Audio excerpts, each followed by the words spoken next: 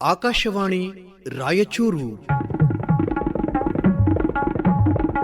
ಕಾರ್ಯಕ್ರಮ ಸಾಹಿತ್ಯ ಸಂಪುಟ. ಸಾಹಿತ್ಯ ಸಂಪುಟ. ಸಾಹಿತ್ಯ ಸಂಪುಟ. ಕಥೆ, ಕಾದಂಬರಿ, ಕಾವ್ಯ, ನಾಟಕ, ಪ್ರಬಂಧ, ವಿಮರ್ಶೆ ಹೀಗೆ ಸಾಹಿತ್ಯದ ಹಲವು ಪ್ರಕಾರಗಳನ್ನು ಒಳಗೊಂಡ ರಸಾನುಭವ ನೀಡುವ ಮಾನವ ಅನುಭವದ ಪ್ರತಿಬಿಂಬದ ಕಾರ್ಯಕ್ರಮವೇ ಸಾಹಿತ್ಯ ಸಂಪುಟ. ಸಾಹಿತ್ಯ ಸಂಪುಟ. ಸಾಹಿತ್ಯ ಸಂಪುಟ. ಪ್ರಸ್ತುತಿ ಡಾಕ್ಟರ್ ಬಿ ವಿಜಯರಾಜೇಂದ್ರ.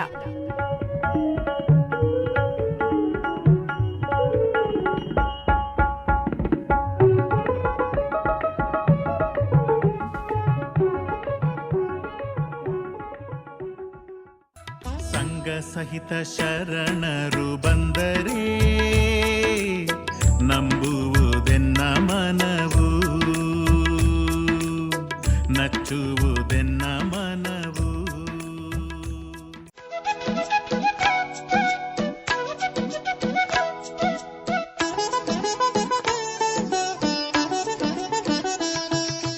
ಇವತ್ತಿನ ಸಾಹಿತ್ಯ ಸಂಪುಟ ಕಾರ್ಯಕ್ರಮದಲ್ಲಿ ಕೇಳಿ ರಾಯಚೂರಿನ ಕವಿಗಳಾದ ಡಾಕ್ಟರ್ ವೆಂಕಟೇಶ್ ನವಲಿ ಅವರ ಜೊತೆ ಮಾತುಕತೆ.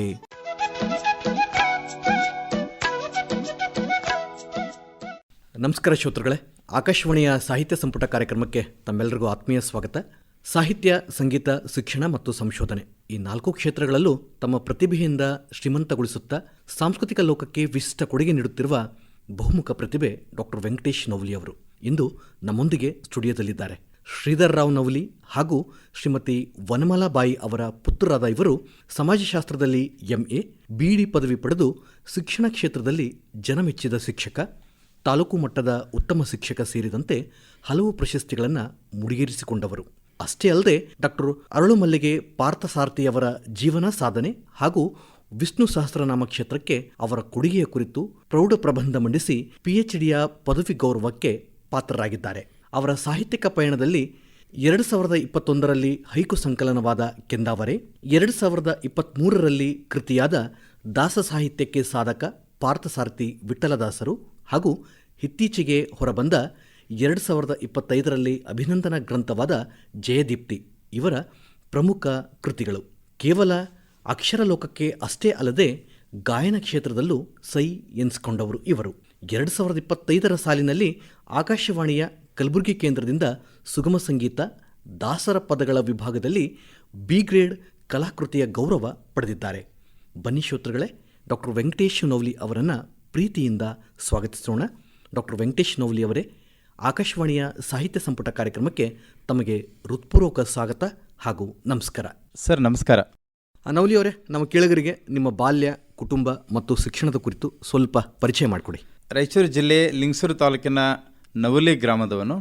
ಮೂಲತಃ ನಮ್ಮ ಮನೆ ಮತ್ತು ಹೊಲ ಎಲ್ಲ ಅಲ್ಲಿನೇ ಇರೋದು. ಜೊತೆಗೆ ನಮ್ಮ ತಂದೆಯವರು ಕೂಡ ಅಲ್ಲಿನೇ ನನ್ನ ವಿದ್ಯಾಭ್ಯಾಸವನ್ನು ಮಾಡಿಸಿದರು. ಅವರು ಮೂಲತಃ ಶಿಕ್ಷಕರಾಗಿದ್ದರಿಂದ ನಾನು ಕೂಡ ಅವರ ಜೊತೆಗೆ ಬೆಳೆದು ಅಲ್ಲೇ ಪ್ರಾಥಮಿಕ ವಿದ್ಯಾಭ್ಯಾಸವನ್ನು ನವಲಿಯಲ್ಲಿ, ನಂತರ ಅದರ ಪಕ್ಕದ ಊರಾಗಿರ್ತಕ್ಕಂಥ ಹಿರೇಜಾವೂರ್ ಅಂತ ಅಲ್ಲಿ ನಂದು 4ನೇ ತರಗತಿ ಅಭ್ಯಾಸ ಆಯಿತು. ಅಲ್ಲಿ 5ನೇ ತರಗತಿವರೆಗೆ ಲಾಸ್ಟ್ ಇತ್ತು. ಅಪ್ಪ ಕೂಡ ನನ್ನ ಗುರುಗಳೇ, ಅವರ ಶಾಲೆಯಲ್ಲೇ ನಾನು 5ನೇ ತರಗತಿ ಓದಿದ್ದು. ನಂತರ ಅಲ್ಲಿ ಮುಂದಿನ ಅಧ್ಯಯನ ಅಲ್ಲಿ ಇರದೇ ಇರೋದರಿಂದ ನಾನು ಪಕ್ಕದಲ್ಲಿ, ಅಂದರೆ ಸುಮಾರು ಒಂದು 3-4 ಕಿಲೋಮೀಟರ್ ದೂರದಲ್ಲಿನ ರೋಡಲ್ ಬಂಡ ಕ್ಯಾಂಪ್ ಅಂತ ತಾವು ಕೇಳಿರ್ಬೋದು, ಅಲ್ಲಿ ಇರತಕ್ಕಂಥ ಒಂದು ಹೈಸ್ಕೂಲಿಗೆ ನಾನು ಸೇರ್ಕೊಂಡ್ಬಿಟ್ಟು ಮುಂದೆ 10ನೇ ತರಗತಿಗೆ ನಾನು ಇಲ್ಲಿ ನನ್ನ ತಂದೆಯವರ ಅಣ್ಣವರು, ನನ್ನ ದೊಡ್ಡಪ್ಪರು ಇಲ್ಲಿ ಅನಂತರಾವ್ ನವಲಿ ಅಂತ ಇದ್ದರು. ಅವರು ನನಗೆ, ನಾನು ಒಬ್ಬನೇ ಮಗ ಇದ್ದಾನೆ, ಇಲ್ಲೇ ಬನ್ನಿ, ನಾನು ಇಲ್ಲೇ ಒಳ್ಳೆ ಶಾಲೆಗಳಿದ್ದಾವೆ ಅಂತ ಹೇಳಿಬಿಟ್ಟು ಅವರು ಇಲ್ಲಿ ಕರೆಸಿದರು. ಹಾಗಾಗಿ ನಾನು 10ನೇ ತರಗತಿಗೆ ರಾಯಚೂರಿನ ಜವಾಹರ್ನಗರ ಪ್ರೌಢಶಾಲೆಯಲ್ಲಿ ನನ್ನ 10ನೇ ತರಗತಿಯನ್ನು ಪೂರ್ಣಗೊಳಿಸಿ ಮುಂದೆ PUCಯನ್ನು LVD ಕಾಲೇಜಿನಲ್ಲಿ ನಾನು ಪೂರೈಸಿದೆ. ಅದು 2 ವರ್ಷಗಳವರೆಗೆ. ನಂದು ಒಂದು ವಿಶೇಷ ಏನಂದರೆ, ನಾನು ಮೂಲತಃ PUCಗೆ ಸೇರಿದ್ದು PC ಸೈನ್ಸ್.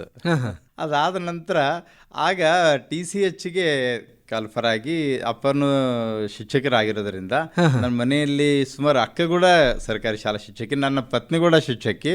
ಹಾಗಾಗಿ ಸ್ವಲ್ಪ ಒಂದು ವಾತಾವರಣ ಇರೋದ್ರಿಂದ ಅಪ್ಪ ಅವರು ಹೇಳಿದರು, ಇಲ್ಲ ಶಿಕ್ಷಕ ವೃತ್ತಿಗೆ ಸೇರ್ಲಿಕ್ಕೆ ಈಗ ಅಡ್ಮಿಷನ್ಸ್ ಆರಂಭ ಆಗಿದೆ, TCHಗೆ ಸೇರು ಅಂತ ಹೇಳ್ಬಿಟ್ಟು. ಹಾಗಾಗಿ ನಾನು ಇಲ್ಲೇ ರಾಯಚೂರಿನ ಡೈಟ್, ಅವಾಗ ಅದು ಜಿಲ್ಲಾ ಶಿಕ್ಷಣ ಮತ್ತು ತರಬೇತಿ ಸಂಸ್ಥೆ TTI ಅಂತ ಕರಿತಾ ಇದ್ರು ಅವಾಗ. ಅಲ್ಲಿ ಸೇರುವಾಗ ಒಂದು ಏನಾಯ್ತಂದ್ರೆ ವಿಶೇಷ, PUC ಸೈನ್ಸ್ ಆದವರಿಗೆ 30 ಸೀಟು ರಿಸರ್ವ್ ಅಷ್ಟೇ, ಹೆಚ್ಚಿಗೆ ತೊಗೊಳ್ತಿರ್ಲಿಲ್ಲ. 30ರಲ್ಲಿ 6 ಸೀಟ್ PUC ವಿಜ್ಞಾನಕ್ಕೆ ಮೀಸಲು ಇರ್ತಕ್ಕಂಥದ್ದು. ನಾನು ಹೋದ ವರ್ಷನೇ ಅದು ಆರಂಭ ಆಗಿತ್ತು, ಮುಂಚೆ ಇರಲಿಲ್ಲ. ಮುಂಚೆ ಎಲ್ಲರೂ ಒಂದೇ ಅಂತಿತ್ತು. ಹಾಗಾಗಿ ಸೈನ್ಸ್ ಮಾಡಿ ಅಲ್ಲಿ ಯಾರೂ ಬರ್ತಿರ್ಲಿಲ್ಲ. ಹಾಗಾಗಿ ನಾನು ಸೆಲೆಕ್ಟ್ ಆದೆ. ಸೆಲೆಕ್ಟ್ ಆಗಿಬಿಟ್ಟು ಅಲ್ಲಿ 2 ವರ್ಷ ಆಯಿತು. ನಾನು ಅಷ್ಟೊತ್ತಿಗೆ 2 ವರ್ಷ ಡಿಗ್ರಿ ಮಾಡಿದ್ದೆ, 3ನೇ ವರ್ಷ ಇನ್ನೂ ಪೂರ್ಣಗೊಂಡಿರಲಿಲ್ಲ. ಹೀಗಾಗಿ ಅದು ಅರ್ಧಕ್ಕೆ ನಂದು ಮೊಟಕ ಆಯಿತು ಯಾವುದು ಡಿಗ್ರಿ. ಹಾಗಾಗಿ PUC D.Ed ಮುಗಿಸಿದ ತಕ್ಷಣ ಮುಂದೆ ಮತ್ತೆ ಡಿಗ್ರಿ ಮಾಡಬೇಕಂದ್ರೂ ಕೂಡ ಅವಕಾಶ ಆಗಲಿಲ್ಲ. ಯಾಕೆ ಆಗಲಿಲ್ಲ ಅಂದರೆ ಅಷ್ಟು ಬೇಗ ನೌಕರಿ ಆಯಿತು. ಸುಮಾರು 8 ತಿಂಗಳಷ್ಟೇ ನಾನು ಮನೆಯಲ್ಲಿ ಕುಳಿತಿರೋದು. 2093ರಲ್ಲಿ ಮುಗೀತು. 94ರಲ್ಲೇ ಸುಮಾರು 8ರಿಂದ 9 ತಿಂಗಳು ನಮ್ಮ ಮನೆಯಲ್ಲಿದ್ದು ಸರ್ಕಾರಿ ನೌಕರಿ ಶಿಕ್ಷಕ ವೃತ್ತಿಗೆ ಸೇರಿದೆ. ಜೊತೆಗೆ ತಾವು ಪದವಿಯನ್ನು ಎಲ್ಲಿ ಮುಗಿಸಿದ್ರಿ ಅಂತ? ನಾನು ಪದವಿಯನ್ನು ನಂತರ SSM ಕಾಲೇಜ್, ಟ್ಯಾಗೋರ್ ಡಿಗ್ರಿ ಕಾಲೇಜಲ್ಲಿ ಪದವಿಯನ್ನು ಮುಂದುವರಿಸಿದೆ. ಅದು ಸ್ವಲ್ಪ ಅಂದರೆ ಅರ್ಧಕ್ಕೆ ಆಗಿದ್ದರಿಂದ ಸ್ವಲ್ಪ ತೊಂದರೆ ಆಯಿತು. ಹಾಗಾಗಿ ನಾನೇನು ಮಾಡಿದೆ, ಮೊದಲೇ ಶಿಕ್ಷಕ ವೃತ್ತಿಗೆ ಸೇರಿದ ನಂತರ ಪುನಃ ಮತ್ತೊಮ್ಮೆ ನಾನು ಡಿಗ್ರಿ ಮಾಡಬೇಕಾಯಿತು ಅನಿವಾರ್ಯ ಕಾರಣದಿಂದ. ಹಾಗಾಗಿ ನಾನು ಧಾರವಾಡ ಯೂನಿವರ್ಸಿಟಿಗೆ ಸೇರಿದೆ.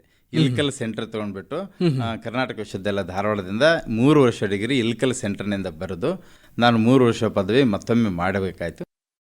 ನಂತರ ನೀವು ಸಮಾಜಶಾಸ್ತ್ರದಲ್ಲೂ ಕೂಡ MA ಮಾಡಿದ್ರು. ಹೌದು, ನಾನು ಈ ಪದವಿ ಪಡೆದ ತಕ್ಷಣನೇ ನಿರ್ಧಾರ ಮಾಡಿದ್ದೆ, ಇನ್ನು ಪಡೆಯೋದಕ್ಕಿಂತ ಮುಂಚೆನೆ ನಾನು ಒಂದು ಒಳ್ಳೆ ಉನ್ನತ ಶಿಕ್ಷಣ ಪಡಿಬೇಕು.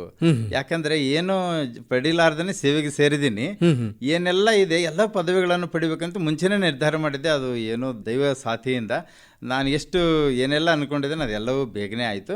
ಅಂದರೆ ನಾನು BA ಮಾಡಿದ ತಕ್ಷಣವೇ ಇಮಿಡಿಯೇಟ್ ಆಗಿನೇ MAಕ್ಕೆ ಸೇರಿದೆ. ಅದೇ ಧಾರವಾಡ ಯೂನಿವರ್ಸಿಟಿಯಲ್ಲಿ, ಅದು ಧಾರವಾಡದಲ್ಲೇ ಸೆಂಟರ್ ತೊಗೊಂಡ್ಬಿಟ್ಟು MA ಸಮಾಜಶಾಸ್ತ್ರವನ್ನು ಆಯ್ಕೆ ಮಾಡಿಕೊಂಡು ನಾನು 2 ವರ್ಷಗಳ MAಯನ್ನು ಪೂರ್ಣ ಮಾಡಿದೆ. ಒಳ್ಳೆಯ ಅಂಕಗಳೊಂದಿಗೆ ಪಾಸ್. ನಿಜವಾಗ್ಲೂ ನೀವು ಸಮಾಜಶಾಸ್ತ್ರದಲ್ಲಿ MA ಮಾಡಿದ್ರು ಕೂಡ ನಿಮ್ಮ ಮನಸ್ಸು ಮಾತ್ರ ಹರಿದಾಸ ಸಾಹಿತ್ಯದ ಆಧ್ಯಾತ್ಮದ ಕಡೆಗೆ ವಾಲಿದ್ದು ಹೇಗೆ ಅಂತ? ನಿಜವಾಗಿ ಅದಕ್ಕೊಂದು ಹಿನ್ನೆಲೆನೇ ಇದೆ. ಅದು ಹೇಗೆ ಅಂದರೆ, ನಾನು ಬೆಳೆದದ್ದೆಲ್ಲ ಸುಮಾರು ಈಗಾಗಲೇ ಹೇಳಿದಂಗೆ 9ನೇ ತರಗತಿವರೆಗೆ ಪೂರ್ಣ ಪ್ರಮಾಣದಲ್ಲಿ ನಾನು ಬೆಳೆದಿರೋದು ಎಲ್ಲ ಹಳ್ಳಿ ವಾತಾವರಣದಲ್ಲಿ. ಇವತ್ತಿಗೂ ನನಗೆ ತುಂಬ ಹಳ್ಳಿ ಅಂದರೆ ಪ್ರೀತಿ. ಯಾಕಂದರೆ ನಾನು ತಂದೆ ತಾಯಿ ಎಲ್ಲರೂ ನಮಗೆ ಮನೆಯಲ್ಲಿ ಹಸುಗಳನ್ನು ಸಾಕಿದ್ರು. ಜೊತೆಗೆ ನಾವು ಎಷ್ಟೋ ಸಲ ಈ ಕಟ್ಟಿಗೆ ತರಲಿಕ್ಕೆ ಮಕ್ಕಳೊಟ್ಟಿಗೆ ನಾನು ಒಂಥರ ಎಂಜಾಯ್ಮೆಂಟ್ ಮಾಡ್ಲಿಕ್ಕೆ ಹೌದು ಹೋಗ್ತಾ ಇದ್ದೆ. ಅದೆಲ್ಲವೂ ನಾನು ತುಂಬಾ ಅನುಭವಿಸಿದ್ದೀನಿ, ಬಾಲ್ಯದ ಅನುಭವಗಳು. ಅವು ನನಗೆ ತುಂಬಾ ಖುಷಿಯನ್ನು ಕೊಟ್ಟಿರ್ತಕ್ಕಂಥ ವಿಚಾರ. ಹಾಗಾಗಿ ನಾನು ಅಲ್ಲಿ ಏನು ಮಾಡಿದೆ, ಆ ತಂದೆಯವರು ಹಳ್ಳಿ ವಾತಾವರಣದಲ್ಲಿ ಇರಬೇಕಾದ್ರೆ ನಮ್ಮ ಪೂರ್ವಜರಿಂದನೇ ಸ್ವಲ್ಪ ಧಾರ್ಮಿಕ ವಾತಾವರಣ ಇತ್ತು. ನಮ್ಮ ತಾತವರು ನಿಮ್ಮ ಕುಟುಂಬ ಪರಿಸರದಲ್ಲಿ ಇದೆ ಅದು. ಹಾಗಾಗಿ ಅಲ್ಲೇ ಏನು ಮಾಡಿದ್ರು, ನಮ್ಮ ತಂದೆಯವರು ಒಂದು ಭಜನಾ ಮಂಡಳಿಯನ್ನು ಆರಂಭ ಮಾಡಿದರು. ನಾನು ಹೇಳ್ತಿರ್ತಕ್ಕಂಥದ್ದು ಯಾವಾಗಂದರೆ ನಾನು ಹುಟ್ಟಿದ 1972, ಸುಮಾರು 78 ನನ್ನ ಅತ್ಯಂತ ಬಾಲ್ಯದಲ್ಲಿ, ಸುಮಾರು ನಾನು 2-3ನೇ ಕ್ಲಾಸ್ ಇರುವಾಗಲೇ ಆ ಹಳ್ಳಿಯಲ್ಲೇ ಒಂದು ಭಜನಾ ಮಂಡಳಿಯನ್ನು ಸ್ಥಾಪನೆ ಮಾಡಿದರು. ಅದ್ರ ವಿಶೇಷತೆ ನನಗೆ ಈಗ ಎಷ್ಟು ಆಶ್ಚರ್ಯ ಆಗುತ್ತೆ ಅದರದ್ದು ಬೆಳವಣಿಗೆ ನೋಡಿದ್ರೆ. ಅಂದರೆ ನಮ್ಮ ತಂದೆಯವರು ತುಂಬ ಒಳ್ಳೆ ಹಾಡುಗಾರ. ಅವರು ಯಾಕೆಂದರೆ ಈ ತಾವು ಕೇಳಿರ್ಬೋದು ಶ್ಯಾಮ್ ಸುಂದರ ದಾಸರ್ ಅಂತ, ಅವ್ರನ್ನ ಅವರು ಪ್ರತ್ಯಕ್ಷ ನೋಡಿದವರು ನಮ್ಮ ತಂದೆ. ಅಲ್ಲೆಲ್ಲ ಸುತ್ತಮುತ್ತ ಬಂದು ಅವರು ಒಂದು ದೇವಸ್ಥಾನದಲ್ಲಿ ಬಂದು ಕುಳಿತು ಬಿಟ್ರೆ ಅವ್ರ ಹಿಂದೆ ಅವರ ಗೆಳೆಯ ಒಂದು ಆಪ್ತ ವರ್ಗ ಇತ್ತು, ಅವ್ರ ಹಾಡುಗಳನ್ನು ಕೇಳ್ತಕ್ಕಂಥದ್ದು, ಅವ್ರು ಹೆಂಗೆ ಬರೀತಾರೆ ಅಂತ. ದೊಡ್ಡ ಹರಿದಾಸರು ಅವರು, ಶ್ಯಾಮ್ ಸುಂದರ ದಾಸರು. ಅವರು ಅಲ್ಲೇ ಅಕ್ಕಪಕ್ಕದಲ್ಲಿ ಬಂದಾಗ ದೇವಸ್ಥಾನಗಳಿಗೆ ಬರ್ಕೋಪ ಅಂತ ಹೇಳಿಬಿಟ್ರೆ ಇನ್ನು ಎದುರುಗಡೆ ಅವರೇ ಬರೀಬೇಕು. ಇವರು ಸುಮ್ಮನೆ ಹಾಡು ಹೇಳೋರು, ಎದುರಿಗಿದ್ದವರು ಬರೀಬೇಕು. ಇಂತಹದ್ದು ಸುಮಾರು 100 ಹಾಡುಗಳನ್ನು ಇದೇ ರೀತಿ ಬರೆದಿರೋದು. ಅಂತ ಒಂದು ಹಾಡನ್ನ ಅವರು ಬರೀತಿರ್ಬೇಕಾದ್ರೆ ಅದನ್ನ ಸಾಂದರ್ಭಿಕವಾಗಿ ಅಲ್ಲೊಂದು ಪಕ್ಕದೊಂದು ಹಳ್ಳಿಗೆ ದೇವಸ್ಥಾನಕ್ಕೆ, ಹನುಮಂತೇವ್ರ ದೇವಸ್ಥಾನಕ್ಕೆ ಅಪ್ಪ ಅವ್ರು ಹೋದಾಗ ಅದನ್ನು ಅವ್ರನ್ನ ನೋಡಿದ್ದಾರೆ.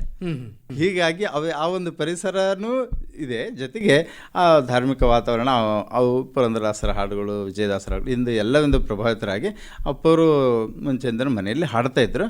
ಅದು ಮನೆಯಲ್ಲಿ ಹಾಡೋದು ಏನು ಎಲ್ಲರೂ ಆಸಕ್ತರದ್ದು ಒಂದು ಭಕ್ತ ವರ್ಗ ಈ ನೆಪದಲ್ಲಿ ಕೂಡಬಹುದು ಅನ್ನೋ ಕಾರಣಕ್ಕೆ ನನಗೆ ತುಂಬ ನೆನಪಿದೆ. ಏನು ವಿಶೇಷ ಅಂದರೆ ಅದರಲ್ಲಿ ಸುಮಾರು 5-8 ಜಾತಿ ಜನಾಂಗದವರು ಸೇರಿ ಬೇರೆ ಜನಾಂಗದವರು ಎಲ್ಲರೂ ಅಲ್ಲಿ ಒಟ್ಟಿಗೆ ಬಂದು ಆಗಿನ ಕಾಲಕ್ಕೆ ತಮಗೆ ನೆನಪಿರ್ಬೋದು, ರಾಜಕುಮಾರ್ ಅವರ ಭಕ್ತಿಗೀತೆಗಳು ತುಂಬಾ ಫೇಮಸ್ ಇತ್ತು, ಗೊತ್ತಿರ್ಬೋದು. ಹಾಗಾಗಿ ಅದನ್ನೇ ಅಲ್ಲಿ ಭಜನೆಯಲ್ಲಿ ಹಾಡೋರು. ಸರಿ ಹಾಡ್ರಿ ಅಂತ ಹೇಳೋರು. ಅಂದ್ರೆ ಯಾವುದೇ ಕಾರಣಕ್ಕೂ ಭಕ್ತಿ ಸಾಹಿತ್ಯ ಬೆಳೀಲಿ ಅನ್ನೋದು ಉದ್ದೇಶ ಅಷ್ಟೇ. ಹಾಗಾಗಿ ಅದನ್ನು ಬೆಳೆಸ್ತಾ ಮತ್ತೆ ಈ ಥರದ ಪುರಂದರದಾಸರ ಹಾಡುಗಳು ಮತ್ತು ವಿಜಯದಾಸರ ಹಾಡುಗಳನ್ನು ಅವರ ಜೊತೆಗೆ ಹೇಳಿಕೊಡ್ತಾ ಅವರಲ್ಲಿ ಆ ಒಂದು ಭಜನೆಯ ಪದ್ಧತಿಯನ್ನು ಆಗಿನ ಕಾಲದಲ್ಲಿ ಜಾತಿ ಭೇದವಿಲ್ಲದೆ ಎಲ್ಲರಿಗೂ ಮುಟ್ಟಿಸಿದ್ರಲ್ಲ, ಅದು ನನಗೆ ಇವತ್ತು ತುಂಬ ಅವರ ತಂದೆಯವರು ಇಲ್ಲ ಇವತ್ತು, ಬಟ್ ಆ ಒಂದು ನಮಗೆಲ್ಲ ಪರಿಸರವನ್ನು ನಿರ್ಮಾಣ ಮಾಡಿಕೊಟ್ಟಿದ್ದು ನನಗೆ ಎಲ್ಲೋ ಒಂದು ಕಡೆ ತುಂಬ ಖುಷಿ ಕೊಡ್ತು. ಅಂದರೆ ಪ್ರಾರಂಭದ ಬಾಲ್ಯದಲ್ಲೇ ನಿಮ್ಮ ಹರಿದಾಸ ಸಾಹಿತ್ಯ ಅಂತಕ್ಕಂಥದ್ದು ನಿಮ್ಮ ಕುಟುಂಬದ ಪರಿಸರದಿಂದ ಬಂತು ಅಂತ ಅನಿಸುತ್ತೆ. ಆ ಜೊತೆಗೆ ಡಾಕ್ಟರ್ ಅರಳಮಲ್ಲಿಗೆ ಪಾರ್ಥಸಾರಥಿ ಅವರ ಜೀವನ ಸಾಧನೆ ಕುರಿತ ನಿಮ್ಮ PhD ಸಂಶೋಧನಾ ಪಯಣದ ಬಗ್ಗೆ ಒಂದು ಸ್ವಲ್ಪ ನಮ್ಮ ಕೇಳಿಗರಿಗೆ ತಿಳಿಸಿ. ಅದು ನನಗೆ ಅವರು ಪರಿಚಯ ಆಗಿರೋದು ನನಗೆ 2018ರಲ್ಲಿ ನನಗೆ ಅದು ಅವರ ಜೀವನ ಸಾಧನೆ ಬಗ್ಗೆ ಒಂದು ಪ್ರಬಂಧವನ್ನು ಮಾಡಲಿಕ್ಕೆ ಆಯಿತು. ಬಟ್ ಅವರ ಪರಿಚಯ, ಅವರ ಸಂಪರ್ಕ ನನಗೆ ಬಂದಿರೋದು 4 ವರ್ಷಗಳ ಹಿಂದೆ, ಸುಮಾರು 2014-15ರಲ್ಲಿ ಅವರ ಪರಿಚಯ ಆಯಿತು. ಮುಂಚೆ ಪರಿಚಯ ಇರಲಿಲ್ಲ, ಮುಖ ಪರಿಚಯ ಇತ್ತು. ನಮ್ಮ ರಾಯಚೂರಿನಲ್ಲಿ ಒಬ್ಬರು ಸಂಸ್ಕೃತ ಪ್ರೊಫೆಸರ್ ಇದ್ದರು, ನಮಗೆ ತುಂಬ ಆತ್ಮೀಯರು. ನಾವು ಅವರೆಲ್ಲ ಸೇರಿ ದಾಸೋತ್ಸವ ಸಮಿತಿ ಅಂತ ಹುಟ್ಟಾಕಿ ಅನೇಕ ಕಾರ್ಯಕ್ರಮಗಳನ್ನು ಹರಿದಾಸ ಸಾಹಿತ್ಯ ಕುರಿತಂತೆ ನಮ್ಮ ರಾಯಚೂರು ಜಿಲ್ಲೆಯಲ್ಲಿ ನಾವು ಮಾಡ್ತಾಯಿದ್ವಿ.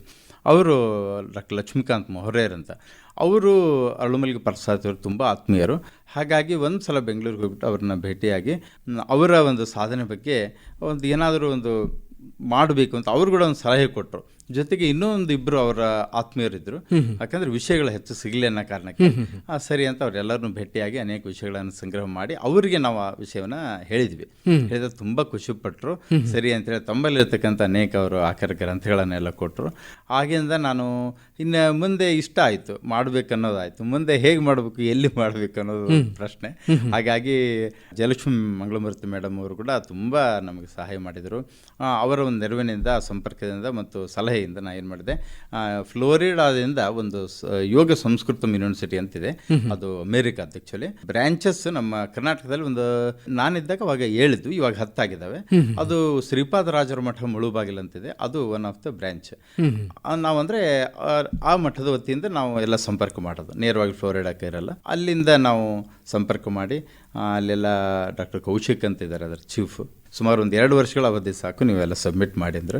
ಸುಮಾರು ಒಂದು 2-3 ಬಾರಿ ಅದನ್ನು ರೀರೈಟಪ್ ಎಲ್ಲ ಮಾಡಿಬಿಟ್ಟು ಸಬ್ಮಿಟ್ ಮಾಡಿದ ನಂತರ ನನಗೆ 2018ರಲ್ಲಿ ತುಂಬ ಖುಷಿಪಟ್ಟು ಅಲ್ಲಿಂದ ಫೋನ್ ಬಂದು ನನಗೆ ಅವಾರ್ಡ್ ಆಗಿದೆ ಅಂಥೇಳಿ ಹೇಳಿದರು. ನಾನು ಬೆಂಗಳೂರಿನಲ್ಲಿ ನಡೆದ ಒಂದು ಕಾರ್ಯಕ್ರಮದಲ್ಲಿ 2018ರಲ್ಲಿ ಅದನ್ನು PhD ಅವಾರ್ಡನ್ನು ತೆಗೆದುಕೊಂಡ್ರಿ. ತುಂಬ ಖುಷಿ ಆಯಿತು. ನಂತರ 2021ರಲ್ಲಿ ನಿಮ್ಮ ಕೆಂದಾವರೆ ಹೈಕು ಸಂಕಲ ಹೊರಬಂತು. ಜಪಾನಿ ಮೂಲದಂತಹ ಈ ಕಾವ್ಯ ಪ್ರಕಾರದ ಹೈಕು ಇದನ್ನೇ ಆಯ್ಕೆ ಮಾಡ್ಕೊಳ್ಳಿಕ್ಕೆ ಏನು ಕಾರಣ ಅಂತ, ಜೊತೆಗೆ ಆ ಪುಟ್ಟ ಸಾಲುಗಳಲ್ಲಿ ಕಾವ್ಯದ ಭಾವಗಳನ್ನು ಹಿಡಿದಿಟ್ಟಿರ್ತಕ್ಕಂತಹ ನಿಮ್ಮ ಅನುಭವ ಹೇಗಿತ್ತು ಅಂತ. ಇದು ಒಂದು ವಿಶಿಷ್ಟ ಅನುಭವನೇ ನನಗೆ. ಯಾಕಂದರೆ ನಾನು ದಾಸ ಸಾಹಿತ್ಯದಲ್ಲಿ ಈ ಥರದ್ದು ಬರೆದಿರೋದು, ಅಂದರೆ ತಾವು ಹೇಳಿದಂಗೆ ಇದು PhD ಥೀಸಸ್ ಏನು ಬರೆದಿದ್ದು, ನಾನು ಈ ಕೆಂದಾವರೆ ನಂತರ ಅದನ್ನು ಅಂದರೆ ಪ್ರಕಟಣೆ ಅವಾಗಾಯಿತು, ಬಟ್ ಒಟ್ಟಿಗೆ ಕಾರ್ಯ ನಡೆದಿತ್ತು, ಇಲ್ಲಂತಿಲ್ಲ. ಬಟ್ ಫಸ್ಟ್ ನಾನು ಪ್ರಕಟಣೆ ಮಾಡಿದ್ದು ಕೆಂದಾವರೆ ಪುಸ್ತಕ, ಅದಾದ ನಂತರ PhD ಥೀಸಸ್ ಮಾಡಿರೋದು. ಬಟ್ ಬರವಣಿಗೆಗೆ ಬಂದಾಗ ಇದು ತುಂಬ ಇಷ್ಟ ಆಗಿರೋದು ಯಾಕೆಂದರೆ ಈ ಒಂದು ಕಾವ್ಯ ಪ್ರಕಾರ ನಾನು ಬೇರೆ ಬೇರೆ ಎಲ್ಲ ಅಂದರೆ ಲೇಖನ ರೂಪದಲ್ಲಿ ಸಾಕಷ್ಟಿತ್ತು. ಇದು ಒಂಥರ ಕಾವ್ಯ ಶೈಲಿ ಅಲ್ಲ, ಅದು ಒಂದು ಇದೊಂದು. ನಾನೀಗ ಸ್ವಲ್ಪ ಈ ಲೇಖನ ಒಂದು ಪ್ರಕಾರದಿಂದ ಅದಕ್ಕಿಂತ ಮುಂಚೆ ನಿಮಗೆ ಇನ್ನೊಂದು ಹೇಳಬೇಕಾದ್ರೆ, ಕೆಂದಾವರಿಗಿಂತ ಮುಂಚೆ ಸುಮಾರು ಒಂದು 2-3 ಪುಸ್ತಕ ನಾನು ಸಂಪಾದನೆ ರೂಪದಲ್ಲಿ ಆಲ್ರೆಡಿ ತಂದಿದ್ದೆ. ಹಾಗಾಗಿ ನನಗೆ ಸ್ವಲ್ಪ ಕೆಂದಾವರಿ ಪುಸ್ತಕ ಪ್ರಕಟಣೆ ನಿಟ್ಟಿನಲ್ಲಿ ನನಗೆ ಯಾವುದೂ ಏನು ಕಷ್ಟ ಆಗಲಿಲ್ಲ. ಯಾಕೆಂದರೆ ಸುಮಾರು 2017ರಲ್ಲಿ ಬಹಳನೇ ಒಂದು ಶ್ರಮ ವಹಿಸಿರ್ತಕ್ಕಂಥ ಒಂದು 2-3 ಪುಸ್ತಕಗಳು ಬಂತು. ಅದು ವಚನ ಪ್ರಸೂನಮಾಲ ಅಂಥೇಳಿ ನಾನು ಜೋಡು ವೀರಾಂಜನೇಯ ದೇವಸ್ಥಾನದಲ್ಲಿ ಇವತ್ತು ಕಾರ್ಯದರ್ಶಿಯಾಗಿ ಕೆಲಸ ಮಾಡ್ತಾ ಇದ್ದೇನೆ. ಅದು ದೇವಸ್ಥಾನ ಆರಂಭ ಆಗಿ 25 ವರ್ಷ ಆದ ಸಂದರ್ಭದಲ್ಲಿ ರಜತ ಮಹೋತ್ಸವದ ಒಂದು ಸ್ಮರಣ ಸಂಚಿಕೆ ಹೊರತರಬೇಕಂತ ಹೇಳಿ ನಾವೆಲ್ಲ ಸಮಿತಿಯವರು ನಿರ್ಧಾರ ಮಾಡಿದಾಗ ಅದಕ್ಕೆ ಸುಮಾರು ಕೆಲಸಗಳನ್ನು ಮಾಡಿ ಅದನ್ನು ಪ್ರಕಟಣೆ ಮಾಡುವ ನಿಟ್ಟಿನಲ್ಲಿ ಸಾಕಷ್ಟು ಅನುಭವಗಳನ್ನು ಪಡೆದೆ. ಜೊತೆಗೆ ಒಂದು ಲೇಖನಗಳನ್ನು ಕ್ರೋಢೀಕರಿಸೋದು ಹೇಗೆ, ನಾವು ಬರೆಯೋದು ಹೇಗೆ ಅನ್ನೋದೆಲ್ಲ ನಾನು ಮತ್ತು ಬೇರೆಯವರಿಂದೆಲ್ಲ ಕಲಿತು ಅದಕ್ಕೆ ಸ್ವಲ್ಪ ಮಟ್ಟಿಗೆ ಒಂದು ಅನುಭವ ಆಗಿತ್ತು. ಮತ್ತು ಇನ್ನಿತರ ಒಂದು 2 ಗ್ರಂಥಗಳು ಕೂಡ ಸಂಪಾದನೆ ಮಾಡಲಿಕ್ಕೆ, ಅಂದರೆ ನಾನೊಬ್ಬನೇ ಅಲ್ಲ, ಬೇರೆ ಸಂಪಾದಕ ಮಂಡಳಿ ಜೊತೆಗೆ ನಾನು ಕೆಲಸ ಮಾಡಲಿಕ್ಕೆ ಒಂದು ಉಡುಪಿ ಒಂದು ಮಠದಿಂದ, ಇನ್ನೊಂದು ನಮ್ಮ ಅರಳುಮಲ್ಲಿಗೆ ಪಾರ್ಥಸಾರಥಿ ಅಭಿನಂದನೆ ಅಂತ ಬೆಂಗಳೂರಿಂದ ಬಂತು, ಅದಕ್ಕಿಂತ ಮುಂಚೆನೇ. ಅದಕ್ಕಾಗಿ ಒಂದು ಸ್ವಲ್ಪ ನಾನು ರಾಯಚೂರಿಂದ ಕೆಲವೆಲ್ಲ ಕೆಲಸ ಮಾಡಿ ಒಂದು 3 ಪುಸ್ತಕಗಳಿಗೆ ಸಂಪಾದನೆಯಲ್ಲಿ ಅದರ ಅನುಭವ ಇತ್ತು ತಮಗೆ? ಅನುಭವ ಇತ್ತು. ಹಾಗಾಗಿ ನಾನು ಈ ಪ್ರಕಟಣೆಗೆ ಸರಿ. ಬಟ್ ಒಂದು ಏನಾಯ್ತು, ತಾವು ಹೇಳಿದಂಗೆ ಇದೊಂದು ಹೊಸ ಕಾವ್ಯ ಪ್ರಕಾರ, ಜಪಾನಿ ಶೈಲಿದು. ನಾನು ಅದನ್ನು ಪ್ರಭಾವಕ್ಕೆ ಒಳಗಾಗಿದ್ದು ರಿಂದನೇ ಬರಿಬೇಕಾಯಿತು. ನಮ್ಮ ರಾಯಚೂರು ಜಿಲ್ಲೆಯಲ್ಲಿ ಅತ್ಯಂತ ಹಿರಿಯ ಲೇಖಕರು ವೀರ ಹನುಮಾನ್ ಸರೋವರ್ ಅಂತ, ಇನ್ನೊಬ್ಬರು ಅವರು ಕೂಡ ಅನೇಕ ಪುಸ್ತಕಗಳನ್ನು ತಂದಿದ್ದಾರೆ, ವ್ಯಂಗ್ಯ ಚಿತ್ರ ಕಲಾವಿದರಾಗ್ತಂತ ಹಿರಣ್ಯ ಬೆಂಗಾಲಿ ಅವರು. ಈ ಸುಮಾರು ಒಂದು 5 ರಿಂದ 6 ಜನ ಅಷ್ಟೊತ್ತಿಗೆ ನಾನು ಬರೆಯುವಾಗ ಹೈಕುಗಳನ್ನು ನಮ್ಮ ಜಿಲ್ಲೆಯಲ್ಲಿ ತಂದಿದ್ದರು. ಜೊತೆಗೆ ನಾನು ರಾಜ್ಯಮಟ್ಟದ ಅನೇಕ ಕೆಲವು ಹೈಕುಗಳನ್ನು ಕೂಡ ನೋಡಿದ್ದೆ, ದೊಡ್ಡ ದೊಡ್ಡ ಹೈಕು ಕವಿಗಳಾದ. ಅದರಿಂದ ಪ್ರಭಾವಿತನಾಗಿ ನನಗೇನಂತ 2020ರಲ್ಲಿ ಏನು ಕೋವಿಡ್ ಅವಧಿ ಬಂತು, ನಮ್ಮ ಶಾಲೆಗಳ ರಜಾ ಅವಧಿ, ನಮಗೆ ಸುಮಾರು ಸಮಯ ಜಾಸ್ತಿ ಸಿಗಲ್ಲಲ್ಲ, ಅವಾಗ ಜಾಸ್ತಿ ಸಮಯ ಸಿಕ್ಕಿತ್ತು. ಅಷ್ಟೊತ್ತಿಗೆ ಅವೆಲ್ಲ ಪುಸ್ತಕಗಳನ್ನು ಓದಿ ಒಂದು ಸ್ವಲ್ಪ ಅನುಭವವನ್ನು ಪಡೆದು ನಾನು ಅಷ್ಟೊತ್ತಿಗೆ ಬರೆಯುವ ಒಂದು ಇದನ್ನು ಆರಂಭ ಮಾಡಿ ಸುಮ್ಮನೆ ಬರೆದು ಇಟ್ಟಿದ್ದೆ ಒಂದು 50. ಬಟ್ ಈ ಸಮಯದಲ್ಲಿ ಹೆಚ್ಚು ರೀತಿಯ ಸಂಖ್ಯೆಯಲ್ಲಿ ಬರೆದು ಸುಮಾರು ಒಂದು 300 ಬರೆದೆ ನಾನು. ಕೇವಲ ಒಂದೇ ತಿಂಗಳಲ್ಲೇ 300 ಬರೆದೆ ನಾನು. ಬರೆದ್ಬಿಟ್ಟು ಅದನ್ನು ಸರ್ ಎಲ್ಲ ವೀರಣ್ಣ ಸರ್ ಅಂತವ್ರಿಗೆ ತೋರಿಸಿ, ನಂತರ ಅದರಲ್ಲಿನ ಆಯ್ದ ಒಂದು 208 ಹೈಕುಗಳನ್ನು ಸೇರಿಸಿ ಒಂದು ಕೆಂದಾವರೆ ಅಂತಕ್ಕಂಥ ನನ್ನ ಪ್ರಥಮ ಸಂಕಲನ ಹೊರತಂದ್ರಿ. ನಂತರ 2023ರಲ್ಲಿ ಪ್ರಕಟ ಆಗಿರತಕ್ಕಂತಹ ದಾಸ ಸಾಹಿತ್ಯದ ಸಾಧಕ ಪಾರ್ಥಸಾರಥಿ ವಿಠ್ಠಲದಾಸರು, ಈ ಕೃತಿಯ ಹಿನ್ನೆಲೆ ಮತ್ತು ದಾಸ ಸಾಹಿತ್ಯಕ್ಕೆ ಈ ಗ್ರಂಥದ ಕೊಡುಗೆ ಕುರಿತು ನಿಮ್ಮ ಅನಿಸಿಕೆ ಏನು ಅಂತ? ಈ ಕೃತಿಯ ಬಗ್ಗೆ ಹೇಳಬೇಕಾದ್ರೆ, ಡಾಕ್ಟರ್ ಅಳುಮಲ್ಲಿಗೆ ಪಾರ್ಥಸಾರಥಿ ಅವರು ನಮ್ಮ ಕನ್ನಡ ನಾಡು ಕಂಡಂಥ ಅದ್ಭುತ ದಾಸ ಸಾಹಿತ್ಯ ವಾಗ್ಮಿಗಳು. ಜೊತೆಗೆ ದಾಸ ಸಾಹಿತ್ಯ ಕ್ಷೇತ್ರದಲ್ಲಿ ಸಾಕಷ್ಟು ಕಾರ್ಯಗಳನ್ನು ಮಾಡಿ ದಾಸ ಸಾಹಿತ್ಯದ ಯಾವೆಲ್ಲ ಪ್ರಕಾರಗಳಿವೆ ಎಲ್ಲ ಪ್ರಕಾರದ ವೈಶಿಷ್ಟ್ಯತೆ ಮತ್ತು ಅದರ ಶ್ರೇಷ್ಠತೆ ಅವನ್ನೆಲ್ಲವನ್ನ ನಮ್ಮ ಕರ್ನಾಟಕದೊಳಗೆ ಕನ್ನಡ ನಾಡಿನಲ್ಲಿ ಪ್ರಸಾರ ಮಾಡಿರ್ತಕ್ಕಂಥವ್ರು ಸುಮಾರು ಜನ ಇದ್ದಾರೆ. ಬನ್ನಂಜೆಯವರಂಥವರು, ಇನ್ನೂ ಅನೇಕ ಜನ ಇದ್ದಾರೆ ದಾಸ ಸಾಹಿತ್ಯದಲ್ಲಿ, ದೊಡ್ಡ ದೊಡ್ಡ ವಿದ್ವಾಂಸರು. ಅವರು ಒಟ್ಟಿಗೆ ಇವರು ಕೆಲಸ ಮಾಡ್ತಾ ಇವರು ಒಂದು ವಿಶೇಷತೆ ಏನಂದರೆ, ಸುಮಾರು 27 ದೇಶಕ್ಕೂ ಹೆಚ್ಚು ದೇಶಗಳಿಗೆ ಇವರು ತಿರುಗಾಡಿ ದಾಸ ಸಾಹಿತ್ಯವನ್ನು, ಅದರ ಶ್ರೇಷ್ಠತೆಯನ್ನು ಇಡೀ ಪ್ರಪಂಚದಾದ್ಯಂತ ವಿಸ್ತರಿಸಿದಂಥ ಒಂದು ಕೀರ್ತಿ ಅಳುಮಲ್ಲಿಗೆ ಅವರಿಗೆ ಸಲ್ಲುತ್ತೆ. ಜೊತೆಗೆ ಅವರು ಕೂಡ ಸುಮಾರು 55 ದಾಸ ಸಾಹಿತ್ಯಕ್ಕೆ ಸಂಬಂಧಪಟ್ಟಂಥ ಕೃತಿಗಳನ್ನು ರಚಿಸಿದ್ದಾರೆ. ಆ ದಾಸ ಸಾಹಿತ್ಯದ ಹೊರತಾದಂಥ ಕೃತಿಗಳನ್ನು ಕೂಡ ಸುಮಾರು ಒಂದು 5 ರಿಂದ 6, ಅದರಲ್ಲಿ ಒಂದು ಕಾದಂಬರಿ ಕೂಡ ಇದೆ, ಕವನ ಸಂಕಲನಗಳನ್ನು ತಂದಿದ್ದಾರೆ. ವಿಶೇಷವಾಗಿ ಸುಮಾರು 90 ಭಾಗ ಅವರು ಕೆಲಸ ಮಾಡಿರೋದು ದಾಸ ಸಾಹಿತ್ಯ ಕ್ಷೇತ್ರಕ್ಕೆ. ಜೊತೆಗೆ ವಿಷ್ಣು ಸಹಸ್ರನಾಮ ಕ್ಷೇತ್ರ ಅನ್ನೋದನ್ನು ಅವರು ವಿಶೇಷವಾಗಿ ಇಟ್ಟುಕೊಂಡು ಅದನ್ನೇ ಅವರು ವಿಶ್ವದಾದ್ಯಂತ ಪ್ರಸಾರ ಮಾಡಿದರು. ಹಿಂದೆ ನೀವು ವಚನ ಪ್ರಸುರ ಮಾಲಾ ಸೇರಿದಂತೆ ಪ್ರಮುಖ ಕೃತಿಗಳನ್ನು ಸಂಪಾದಿಸಿರ್ತಕ್ಕಂಥ ಅನುಭವ ನಿಮಗಿದೆ. ಇತ್ತೀಚೆಗೆ ಅಂದರೆ 2025ರಲ್ಲಿ ಪ್ರಕಟ ಆಗಿರತಕ್ಕಂತಹ ಜಯದೀಪ್ತಿ ಅಭಿನಂದನ ಗ್ರಂಥವನ್ನು ಸಂಪಾದಿಸ್ತಕ್ಕಂಥ ಸಂದರ್ಭದಲ್ಲಿ ಕೆಲವು ಸವಾಲುಗಳು ಮತ್ತು ಆ ಪಡೆದ ತೃಪ್ತಿ ಹೇಗಿತ್ತು ಅಂತ? ನಿಜಕ್ಕೂ ಜಯದೀಪ್ತಿ ಒಂದು ಗ್ರಂಥದ ಪ್ರಕಟಣೆ ನನಗೆ ನನ್ನ ಜೀವನದಲ್ಲಿ ಮರೆಯಲಾದಂಥ ಒಂದು ಘಟನೆ, ಒಂದು ಅನುಭವ ಅಂತ ಹೇಳ್ಬೋದು. ಯಾಕಂದರೆ ಅದು ನಮ್ಮ ದಾಸೋತ್ಸವ ಸಮಿತಿ ಅಂತ ಏನು ಈಗಾಗಲೇ ಹೇಳಿದೆ, ಅದರ ವತಿಯಿಂದ ಅದನ್ನು ಹೊರತಂದ್ವಿ. ಜೊತೆಗೆ ಅದರಲ್ಲಿ ನಮ್ಮ ಸಮಿತಿ ಒಂದೇ ಇರಬಾರ್ದು, ಯಾಕಂದರೆ ಮೇಡಮ್ ಅವರ ಅಭಿಮಾನಿಗಳು ತುಂಬ ಇದ್ದಾರೆ. ಹಾಗಾಗಿ ಅವರ ಒಂದು ಅಭಿಮಾನಿ ವೃಂದ ಅಂತ ಹೇಳಿಬಿಟ್ಟು ಇವರಿಬ್ಬರ ಸಹಯೋಗದಲ್ಲಿ ಹೊರಗೆ ತಂದ್ವಿ. ತರಬೇಕಾದ್ರೆ ಸುಮಾರು ಹತ್ರ 1.5 ವರ್ಷ 2 ವರ್ಷ ಅದರ ನಿರಂತರ ಪ್ರಯತ್ನ ಆಯಿತು. ಎಲ್ಲ ಇಡೀ ರಾಯಚೂರು ಜಿಲ್ಲೆಯಾದ್ಯಂತ ಆಯ್ದ ಎಲ್ಲ ಸಾಹಿತಿಗಳ, ಯುವ ಬರಹಗಾರರ, ಅವರ ಒಡನಾಡಿಗಳ, ಅವರ ಬಂಧುಗಳನ್ನು ಎಲ್ಲರನ್ನೂ ಒಟ್ಟಿಗೆ ಸೇರಿಸಿ ಒಂದು ದೊಡ್ಡ ಬೃಹತ್ ಸಭೆಯನ್ನು ಮಾಡಿದ್ವಿ ನಾವು. ಏನು ಈ ಸಂಪುಟ ಆರಂಭದಲ್ಲಿ ಮಾಡಿಬಿಟ್ಟು ಎಲ್ಲರ ಸಲಹೆ ಸೂಚನೆಗಳನ್ನು ತಗೊಂಡು ಅದನ್ನೆಲ್ಲ ನೋಟ್ ಮಾಡಿಬಿಟ್ಟು ಅತ್ಯಂತ ವ್ಯವಸ್ಥಿತವಾಗಿ ಆಗಲಿ ಅಂತ ಹೇಳಿ. ತುಂಬ ಸಂತೋಷ. ಅಂದರೆ ಆ ಸಂದರ್ಭದಲ್ಲಿ ಏನೇನು ಸವಾಲುಗಳಾದವು ಅಂತ? ಅಲ್ಲಿ ಏನೆಲ್ಲ ಸವಾಲುಗಳು ಅಂದರೆ, ನಾವು ಮೊದಲಿಗೆ ಆರಂಭದಲ್ಲಿ ಸಭೆ ಮಾಡಿದ ನಂತರ ಅನೇಕ ವಿಷಯಗಳು ಬಂದವು. ನೀವು ಈ ರೀತಿಯಲ್ಲಿ ಅವರ ಕುರಿತಾಗಿ ವಿಷಯಗಳನ್ನು ಸಂಗ್ರಹಿಸಿರಿ ಅಂತ. ಸರಿ ಅಂತ ಅವನ್ನೆಲ್ಲವನ್ನು ನಾವು ಗಮನದಲ್ಲಿಟ್ಕೊಂಡು ಅದಕ್ಕೆ ಪೂರಕವಾಗಿಯೇ ನಾವು ಸಿದ್ಧಪಡಿಸಿ ಅದನ್ನು ಸುಮಾರು ಒಂದು 4 ರಿಂದ 5 ವಿಭಾಗಗಳಲ್ಲಿ ಮಾಡಿದ್ವಿ ನಾವು. ಯಾಕಂದರೆ ಇಡೀ ಬುಕ್ ಸ್ವಲ್ಪ ನೋಡಲಿಕ್ಕೆ ಪುಸ್ತಕದಲ್ಲಿ ವಿಭಾಗಗಳಿದ್ದರೆ ಯಾವ್ಯಾವ ವಿಭಾಗದಲ್ಲಿ ಏನೆಲ್ಲ ಲೇಖನಗಳಿದಾವಂತೆ ಗೊತ್ತಾಗುತ್ತೆ ಅಂತ ಹೇಳ್ಬಿಟ್ಟು, ಹಾಗಾಗಿ ಅವರ ಪರಿಚಯಾತ್ಮಕ ಲೇಖನಗಳು ಬೇರೆ, ಆಮೇಲೆ ಹರಿದಾಸ ಸಾಹಿತ್ಯ ಕುರಿತಂಥ ಅನೇಕ ದೃಷ್ಟಿಕೋನಗಳೇನಿದಾವಲ್ಲ, ಅದು ಆ ಯಾವ್ಯಾವ ದೃಷ್ಟಿಕೋನಗಳಂತ ಅನ್ನೋದನ್ನೇ ಸುಮಾರು ನಮ್ಮ ಅನೇಕ ಹಿರಿಯರು ವಿದ್ವಾಂಸರುಗಳ ಒಂದು ಸಭೆ ಸೇರಿ ವಿಷಯಗಳನ್ನು ಇಟ್ಕೊಂಡು ಆ ವಿಷಯಗಳು ಯಾವ್ಯಾವ ವಿದ್ವಾಂಸರಿಗೆ, ನಾಡಿನ ವಿದ್ವಾಂಸರು ಅದನ್ನು ಚೆನ್ನಾಗಿ ಬರೀಬಲ್ಲರು ಅನ್ನೋದನ್ನು ನೋಡಿಬಿಟ್ಟು ಅವರಿಗೆ ಆ ವಿಷಯವನ್ನು ಕೊಟ್ಟು ನಾವು ಸಂಗ್ರಹ ಮಾಡಿ ಅದನ್ನು ಮಾಡಿದ್ದೀವಿ. ತುಂಬ ಅದ್ಭುತವಾಗಿ ಬಂದಿದೆ. ಆರಂಭಕ್ಕೆ ಮಾಡೋಕ್ಕೆ ಅದು ಸುಮಾರು ನಮ್ಮ ಪ್ರಯತ್ನದ ನೋಡಿದರೆ ಒಂದು 300ರಿಂದ 400 ಪುಟಗಳಂತ ಅಂದ್ಕೊಂಡಿದ್ವಿ. ಆ ಲೇಖನಗಳ ಸರಮಾಲೆ ನೋಡಿದರೆ ಮೇಡಮ್ ಅವರ ಅಭಿಮಾನದ ಒಂದು ನುಡಿಗಳನ್ನು ನಾವು ಯಾರನ್ನೂ ಬಿಡ್ಲಿಕ್ಕೆ ಸಾಧ್ಯ ಇಲ್ಲ. ಅಂಥ ಅಭಿಪ್ರಾಯಗಳನ್ನು ಕೊಟ್ಟಿರೋ ಹಿನ್ನೆಲೆಯಲ್ಲಿ ಅದು ಒಟ್ಟಾರೆ ಸುಮಾರು 920 ಪುಟಗಳಿಗೆ ಹತ್ತಿರ ಅದು ಬಂತು. ನಾವು ಯಾವುದನ್ನು ಲೇಖನಗಳನ್ನು ಬಿಡದೆ ಎಲ್ಲವನ್ನು ಪ್ರಕಟ ಮಾಡಿ ಒಂದು ದೊಡ್ಡ ಬೃಹತ್ ಸಂಪುಟವಾಗಿ ಅದು ಹೊರಬಂದಾಗ ಮೇಡಮ್ ಅವರು ನಿಜವಾಗಿ ಅವರ ಕಣ್ಣಲ್ಲಿ ಆನಂದ ಬಾಷ್ಪ ಬಂತು. ಒಂದು ದೊಡ್ಡ ಸಮಾರಂಭದಲ್ಲಿ ಅದನ್ನು ಬಿಡುಗಡೆ ಮಾಡಿ ಲೋಕಾರ್ಪಣೆ ಮಾಡಲಾಯಿತು ಸರ್. ತುಂಬ ಖುಷಿಯಾಯಿತು, ಯಾಕಂದರೆ ಅಂತಹ ಅದ್ಭುತ ಕೆಲಸ ಕಾರ್ಯಕ್ಕೆ ತಾವು ಮಾಡಿ ಅದನ್ನು ಯಶಸ್ವಿಗೊಳಿಸಿದ್ದೀರಿ ಅಂತ. ನೀವು ಸರ್ಕಾರಿ ನೌಕರರಾಗಿ ರಾಜ್ಯ ಮಟ್ಟದ ಸಾಂಸ್ಕೃತಿಕ ಸ್ಪರ್ಧೆಯ ಲಘು ಸಂಗೀತ ವಿಭಾಗದಲ್ಲೂ ಕೂಡ ಸತತ 4 ಬಾರಿ ರಾಜ್ಯ ಪ್ರಶಸ್ತಿಯನ್ನು ಪಡೆದಿದ್ದೀರಿ. ಆಮೇಲೆ 2025ರಲ್ಲಿ ಆಕಾಶವಾಣಿಯ ಕಲಬುರಗಿ ಕೇಂದ್ರದ ವತಿಯಿಂದ ಸುಗಮ ಸಂಗೀತ ಅಂದರೆ ದಾಸರ ಪದಗಳಂತಕ್ಕಂಥ ವಿಭಾಗದಲ್ಲಿ ಬಿ ಗ್ರೇಡ್ ಶ್ರೇಣಿಯನ್ನು ಕೂಡ ಪಡೆದಿದ್ದೀರಿ. ಈ ಗಾಯನಯಾನದ ಬಗ್ಗೆ ಹಾಗೂ ಆಕಾಶವಾಣಿಯ ಈ ಮಾನ್ಯತೆಯ ಬಗ್ಗೆ ನಿಮ್ಮ ಭಾವನೆಗಳೇನು ಅಂತ? ಈಗಾಗಲೇ ಹೇಳಿದಂಗೆ ನನ್ನ ಬಾಲ್ಯದಿಂದನೇ ನನ್ನ ತಂದೆಯವರಿಂದ ನಾನು ಸಂಗೀತದ ಮೂಲಕ ಪ್ರಭಾವಿತಗೊಂಡಿದ್ದೆ. ಅದನ್ನೇ ನಾನು ಮುಂದೆ ನಮ್ಮ ತಂದೆಯವ್ರ ಜೊತೆಗೆ ಕೂಡಿ, ಜೊತೆಗೆ ಇನ್ನೊಬ್ಬ ನಮ್ಮ ಚಿಕ್ಕಪ್ಪನ ಮಗ ಇದ್ದಾನೆ, ಅಪ್ಪನ ತಮ್ಮ, ಒಳ್ಳೆ ಹಾರ್ಮೋನಿಯಂ ಕಲಾವಿದರು, ಅವರು ಕೂಡ ಟೀಚರು, ಜೊತೆಗೆ ಅವರು ಹನುಮಂತರಾವ್ ಅಂತ ಒಳ್ಳೆ ಹಾರ್ಮೋನಿಯಂ ಕಲಾವಿದರು, ಏನು ಕಲ್ತಿಲ್ಲ ಕಲಾವಿದರು. ಅವರ ಮಗ MA gold medalist Dharwad university, ಅದು ಮ್ಯೂಸಿಕಲ್ಲಿ.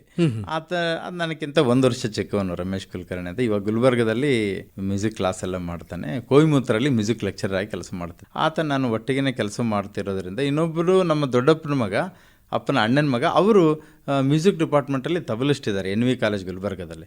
ಹೀಗಾಗಿ ನಮ್ಮ ಒಟ್ಟ ಪರಿಸರ ಏನಾಯಿತು, ನಾನು ಆರಂಭದಲ್ಲಿ ಬೆಳೆಸ್ಕೊಂಡಂಥ ಒಂದು ಸಣ್ಣ ಒಂದು ಸಂಗೀತ ಈ ಎಲ್ಲ ನಮ್ಮ ಬಂಧುಗಳ ಒಂದು ದೊಡ್ಡ ಸಂಗೀತದ ವಾತಾವರಣದ ಮಧ್ಯೆ ಅದೇನೋ ನನಗೆ ಅರಿವಿಲ್ಲದಂಗೆ ಸ್ವಲ್ಪ ದೊಡ್ಡದಾಗಿ ಬೆಳ್ಕೊಳ್ತಾ ಹೋಯಿತು. ಆಮೇಲೆ ಸಂಗೀತ ಕೂಡ ನಾನು ಕಲಿತೆ ಸ್ವಲ್ಪ ದಿನ. ಆಮೇಲೆ ನನಗೆ ಬೇಗ ನೌಕರಿ ಆಗಿರೋದ್ರಿಂದ ಅದು ಸ್ವಲ್ಪ ಅರ್ಧಕ್ಕೆ ನಿಲ್ಲಬೇಕಾಯಿತು. ಬಟ್ ನಾನು ಸಂಗೀತದ ಒಂದು ಇನ್ನೂ ಏನು ಕಲಿಕೆ ಅನ್ನೋದಿದೆ, ನಾನು ಬೇರೆ ಬೇರೆ ಆನ್ಲೈನ್ ಒಟ್ಟಾರೆ ನಾನು ಕಲಿಕೆಯಲ್ಲಿ ನಿರತನಾಗಿರ್ತೇನೆ. ಈ ಒಂದು ಹಿನ್ನೆಲೆಯಲ್ಲಿ ನಾನು ಸಂಗೀತವನ್ನು ಬೆಳೆಸ್ಕೊಂಡೆ. ವಿಶೇಷವಾಗಿ ದಾಸ ಸಾಹಿತ್ಯದಲ್ಲಿ ಆಸಕ್ತಿ ಇರೋದ್ರಿಂದ ದಾಸರ ಪದಗಳನ್ನು ಹೆಚ್ಚು ನಾನು ರೂಢಿಸ್ಕೊಂಡೆ. ಜೊತೆಗೆ ನನಗೆ ಆಸಕ್ತಿ ಅಂದರೆ ಈ ಕ್ಲಾಸಿಕಲ್ ಸಿಂಗಿಂಗ್ ಅಂದರೆ ಹಿಂದೂಸ್ತಾನಿ ಶಾಸ್ತ್ರೀಯ ಸಂಗೀತ ತುಂಬ ಆಸಕ್ತಿ ಇವತ್ತಿಗೂ ಕೂಡ. ಯಾಕೆಂದರೆ ಅದು ಎಷ್ಟು ಮನುಷ್ಯ ಅದನ್ನು ಕೇಳ್ತಾನೆ ಅಷ್ಟು ಸುಗಮ ಸಂಗೀತಕ್ಕೆ ಅದು ತುಂಬ ಪೂರಕವಾಗಿರುತ್ತೆ. ಅದು ನನ್ನ ಅನುಭವದಲ್ಲಿ ಯಾರು ಹಿಂದೂಸ್ತಾನಿ ಶಾಸ್ತ್ರೀಯ ಗಾಯನವನ್ನು ಯಾರು ಕೇಳುವ ಅಥವಾ ಅದನ್ನು ರೂಢಿಸ್ಕೊಳ್ತಕ್ಕಂಥದ್ದು ಇರಲ್ಲ ಅಂದ್ರೇನು ಕಡಿಮೆ ಇರುತ್ತಲ್ಲ, ಅವರು ಸುಗಮ ಸಂಗೀತವನ್ನು ಹೆಚ್ಚು ಬಳಸಲಿಕ್ಕೆ ಸಾಧ್ಯ ಇಲ್ಲ ಅನ್ನೋದು ನನ್ನ ಒಂದು ಭಾವನೆ.